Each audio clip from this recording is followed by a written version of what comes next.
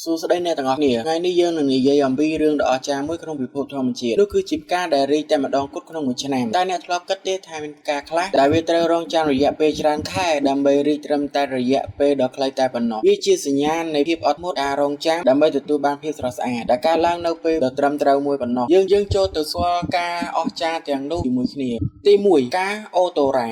ឬ Night Blooming ផ្កាអូតូរ៉ាគឺជាផ្កាដ៏មានមុនស្នេហ៍មួយវារីកតែម្ដងគត់ក្នុងមួយឆ្នាំហើយវារីកតែនៅពេលយប់តែប៉ុណ្ណោះពេលព្រឹកវាក៏ចាប់ផ្ដើមរុះរោយទៅវិញក្លិនដ៏ផ្អែមល្ហែមរបស់វាគឺទាក់ទាញសត្វមូសនិងសត្វជ្រូកស្លាបឲ្យមកក្រេបលំអងការវាអាចជាសញ្ញានៃក្តីស្នេហ៍ស្មោះតែមួយគត់ក្នុងជីវិតទី2ផ្កាកាត់តុឬ Queen of Night ផ្កានេះជាប្រភេទផ្កាលូតលាស់ក្នុងតំបន់ស្ងួតវារីកតែម្ដងគត់ក្នុងមួយឆ្នាំហើយវាអាចរងចាំពេលច្រើនខែដើម្បីរីកក្នុងពេលមួយយប់ពេលវារីកវាមានក្លិនស្រស់និងក្រអូបខ្លាំងផ្កានេះដែលត្រូវបានគេចាត់ទុកជាសញ្ញានៃសេចក្តីសង្ឃឹមនិងការរងចាំឈានដល់ពេលដ៏ល្អបំផុតទី3ផ្កាប្រាមីរីយ៉ាផ្កាប្រាមីរីយ៉ាគឺជាផ្កាដ៏សម្បូរបែបក្នុងពុទ្ធសាសនាក្នុងតំបន់ប្រទេសឥណ្ឌានិងហ៊ីម៉ាឡាយ៉ាវារីកតែម្ដងគត់ក្នុងមួយឆ្នាំនៅពេលយប់នៃរដូវក្តៅនៅឥណ្ឌាមានជំនឿថាអ្នកណាដែលបានឃើញផ្ការីកនឹងទទួលបានសេចក្តីសុខនិងសំណាងល្អវាជាផ្កាដែលតំណាងឲ្យសេចក្តីស្ងប់ស្ងាត់ស្អាតផ្នែកវិញ្ញាណទី4ផ្កានីឡាកូរិនជីតើអ្នកដឹងទេថាមានផ្កាមួយប្រភេទដែលមិនរងចាំត្រឹមតែរយៈពេល1ឆ្នាំដើម្បីរីកទេ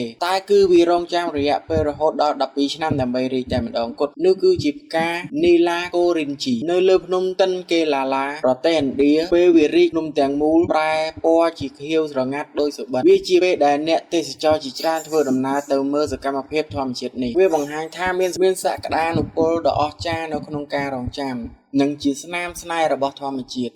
ទី5ការខ្ញីផ្លែតឬ Touch Stinger ការខ្ញីផ្លែតនៅតំបន់អាស៊ីអាគ្នេយ៍មានពណ៌ក្រហមដូចភ្លើងវាមិនត្រឹមតែស្អាតទេប៉ុន្តែគេច្រើនប្រើវាធ្វើថ្នាំឬម្ហូបវារីកតែម្ដងគត់ក្នុងមួយឆ្នាំនៅរដូវក្តៅហើយចាំពេលដ៏យូរដើម្បីបង្ហាញសម្រស់របស់វាជាផ្កាដែលបង្ហាញពីភាពរឹងមាំនិងសម្រស់ដែលកើតឡើងក្រោយការរងចាំដ៏យូរអត្ថន័យនៃផ្កាដែលរីកក្នុងមួយឆ្នាំផ្កាទាំងនេះបង្រៀនយើងអំពីភាពស្អប់និងពេលវេលាត្រឹមត្រូវវាមិនប្រញាប់ឲ្យឈានដល់សម្រស់ទេប៉ុន្តែរងចាំដល់ពេលល្អបំផុតដើម្បីរីកបង្ហាញនៅសម្រស់ដ៏ស្រស់ស្អាតដូចជាជីវិតយើងផងដែរបើសិនយើងអត់ជាយាមទៅមុខទោះបីជាយឺតយ៉ាវក៏ពិតមែនប៉ុន្តែវាអាចទៅដល់គោលដៅដ៏មានសុវត្ថិភាពសូមចងចាំថាសម្រស់ពិតប្រាកដមិនត្រូវការបង្ខំពេលដ៏ខ្លីទេវាត្រូវការពេលវេលាការថែរក្សានិងការរងចាំដើម្បីអភិវឌ្ឍទៅជារូបរាងដ៏ស្រស់ស្អាតដូចជាផ្កាដែលរីកតែម្ដងក្នុងមួយឆ្នាំយើងក៏អាចជាមនុស្ស